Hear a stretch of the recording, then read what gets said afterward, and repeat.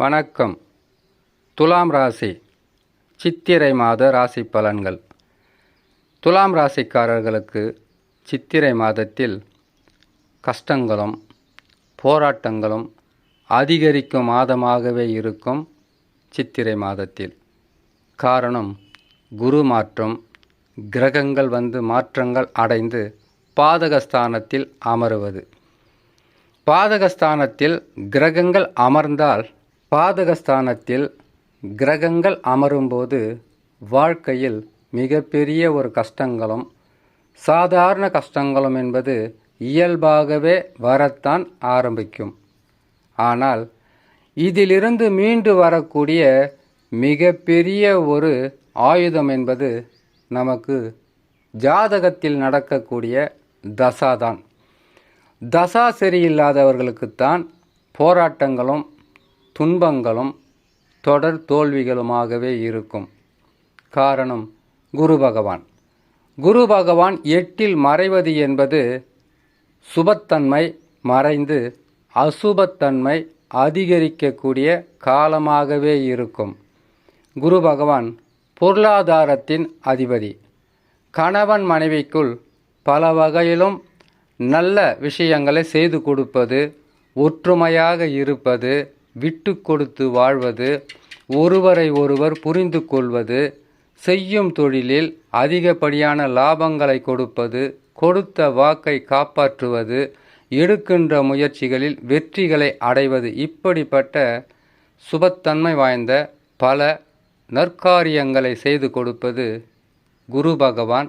பிரகாஸ்பதி, பொன்னவன், மன்னவன், தனக்காரகன், புத்திரக்காரகன் என்றெல்லாம் சொல்லக்கூடிய குரு பகவான். கேள்வி வரும், சுக்கிரன் வீட்டிற்கு பாதக அதிபதி தானே, பாதக அதிபதி பாதகஸ்தானத்தில் அமர்ந்தால் சாதக பலன்கள் தானே வரணும்னு சொல்லுவாங்க. அது உங்களுடைய சொந்த ஜாதகத்தில் எந்த நிலையில் அமர்ந்திருக்கிறாரோ அதற்கு தக்கவாறு பலன்களை கொடுப்பார். இது கோச்சாரம். கோச்சாரம் என்றால் கிரகங்கள் பயிற்சியாகி எந்தெந்த ராசிகளில் அமருகிறதோ அந்த ராசியினுடைய பலன்களும் குரு பகவான் இருக்கும் இடத்திற்கு தக்கவாறு பலன்களும் கொடுப்பது ஜோதிட ரீதியாக இது நடக்கக்கூடிய ஒரு உண்மை.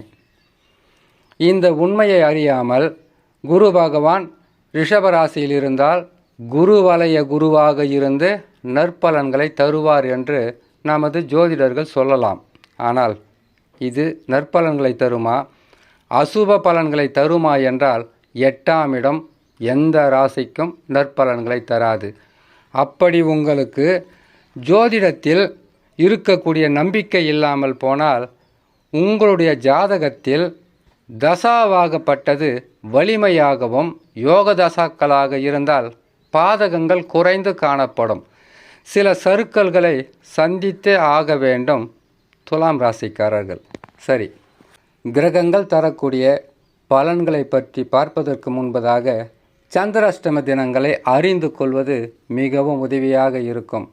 ஏற்கனவே சனி பகவான் 5ல் இருக்கிறாரு, செவ்வாயும் 5ல் இருக்கிறாரு, குரு பகவானோ மாற்றம் பெற்று உங்களுக்கு 8ஆம் இடத்தில் அமரப்போகிறார். இந்த காலகட்டத்தில் அவசரம், ஆவேசம், ஆத்திரம் இதை நீங்கள் மிகவும் கடினமாக குறைத்து கொண்டால் உங்களுக்கு பாதகங்கள் இருக்காது. இந்த சந்திராஷ்டம நாட்கள் என்பது குருவும் 8ல் இருப்பார், சந்திர பகவானும் 8ல் அமருவார். இந்த நாட்களில் மனம் என்பது மிகவும் போராட்டத்தையும் தேவையில்லாத குழப்பங்களையும் எதையாவது செய்து சிக்கலில் மாட்டிக்கொள்ளக்கூடாது என்பதற்காக சொல்லக்கூடிய முக்கியமாக கடைபிடிக்க வேண்டிய ஒரு விஷயமாகவே இருக்கும் இந்த சந்திராஷ்டம நாட்கள். 2.25 நாட்கள் சந்திராஷ்டம நாட்களை பார்க்கலாம்.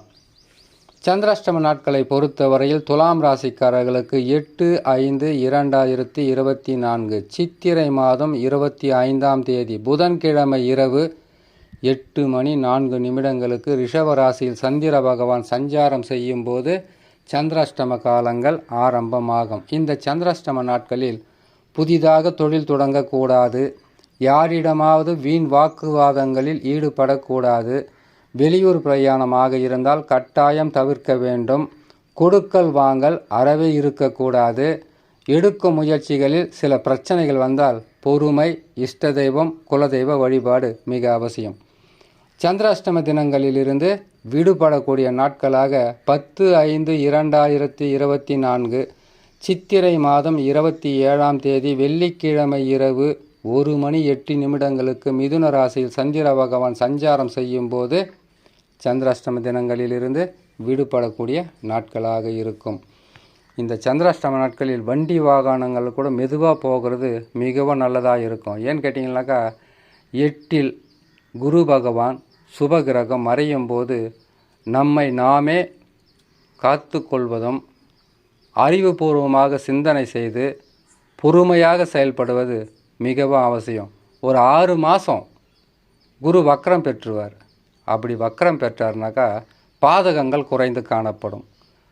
ஓராண்டு காலங்கள் உங்களுக்கு பாதகமாக இருந்தாலும் வக்ரம் என்பது பெரிதளவு உங்களுக்கு தொல்லையை கொடுக்காது. பொறுமையாக இருங்க. சரி, இம்மாதத்தில் துலாம் ராசிக்காரர்களுக்கு கிரகங்கள் தரக்கூடிய பலன்களை பற்றி பார்க்கலாம். துலாம் ராசிக்காரர்களுக்கு செவ்வாய் சனி இணைந்து 5ஆம் ராசியில் கும்ப ராசியில் அமர்ந்திருப்பது பாதகத்தை தரும். தேவையில்லாத வாக்குவாதங்களும் உடன்பிறப்பு, கணவன் மனைவி, நண்பர்களிடையே பல வகையிலும் பிரச்சனைகளை கொடுக்கும். பணத்தால் இருக்கலாம், சொத்தால் இருக்கலாம், பேசிய வார்த்தையால் இருக்கலாம், செய்யும் தொழிலில் இருக்கலாம், அல்லது ஏதாவது ஒரு பிரச்சனைகளை சந்திக்கக்கூடிய சூழ்நிலையாக இருக்கும். இதற்கு பரிகாரம் என்பது கடைசியில் சொல்கிறேன், கேட்டு தெரிஞ்சுக்குங்க, செய்யுங்க. துலாம் ராசிக்காரர்களுக்கு மீன ராசி 6ஆம் ராசியில் புதன் நீசம் பெற்று அமர்ந்திருப்பார். மிக கவனமாக இருக்கணும். ஏன்னு கேட்டிங்கனாக்கா புத்திக்காரகன், வித்தைக்காரகன், பேசும் வார்த்தையில் சிறிது சறுக்கல் ஏற்பட்டாலும் பல வகையிலும் உங்களுக்கு பிரச்சனைகளை கொடுத்துவிடும் என்பதற்காக மிக கவனமாக இருக்கக்கூடிய மாதமாக இருக்கும். புதன் நீசம் பெற்று 6ஆம் இடத்தில் அமர்ந்திருப்பது. ராகு பகவானும் மீன ராசியில் இருப்பதினால் 6ஆம் இடத்தில் இருக்கும்போது தைரியம் இருக்கும், தன்னம்பிக்கை இருக்கும். பொருளாதாரத்தில் மிகவும் நீங்கள் பின்தங்கி இருக்கக்கூடிய ஒரு சூழ்நிலையாக இருக்கும். பொருளாதாரம் மிக அவசியம் இல்லையா வாழ்க்கைக்கு? அதனால் நீங்கள் எதையாவது பேச போய் பிரச்சனையை கொண்டு போயிட்டு வேறு வழியில் விட்டுறாதீங்க, பொறுமையாக இருங்க. சுக்கிர பகவான் உச்சம் பெற்று 6ஆம் இடத்தில் இருப்பது எதிர்பார்த்தது நடக்காது. எதிர்பாராத பல விஷயங்கள் உங்களுக்கு நடந்து சந்தோஷத்தை கொடுக்கும். இச்சித்திர மாதத்தில் ஆரம்பத்தில் குரு சூரியன் இணைந்து 7ஆம் இடத்தில் இருப்பாங்க. நல்லது தான். ஆனால் 8ஆம் இடத்தினுடைய தன்மையை குரு பகவான் செய்து கொண்டே தான் இருப்பார். இருந்தாலும் உஷ்ணத்தால் பாதிப்பு, உடல் நலத்தில் சில பாதிப்புகள் வரலாம். பொறுமையாக இருங்க. கேது பகவான் 12ஆம் இடத்தில் இருப்பார். பெரிதளவு பாதகம் இல்லை என்றாலும் தூக்கமில்லாத தன்மை, உடல் நலத்தில் பாதிப்பு, அவசரமாக செய்கின்ற செயல்களில் தேவையில்லாத குழப்பங்கள் வரும். பொறுமையாக இருக்க வேண்டும். பாதகமாக இருக்கக்கூடிய குரு பகவானுக்கு பரிகாரமாக வியாழக்கிழமை தோறும் குரு தட்சிணாமூர்த்தியை வணங்கி வருவது உங்களுக்கு வரக்கூடிய கஷ்டங்களிலிருந்து உங்களை காப்பாற்றும். செவ்வாயும் சனியும் சேர்ந்து உங்களுக்கு கும்பராசியில் அமர்ந்திருப்பதினால் செவ்வாய்க்கிழமை தோறும் துர்க்கை அம்மனை வழிபடுவதும், சனிக்கிழமை தோறும் பூர்வ புண்ணிய ஸ்தானத்தில் சனி பகவான் அமரும்போது பல வகையிலும் சங்கடங்களை கொடுப்பார். குருவும் பாதகமாக இருப்பதினால் சனிக்கிழமை தோறும் சனி பிரீத்தி செய்வதும், சனி பகவானை மாலை நேரத்தில் நவகிரகத்தில் இருக்கக்கூடிய சனி பகவானை வலம் வருவதும் உங்களுக்கு மிகவும் நற்பலன்களை கொடுக்கும் என்று சொல்லி இன்னொரு நல்ல பதிவில் உங்களை நான் சந்திக்கிறேன். நன்றி, வணக்கம்.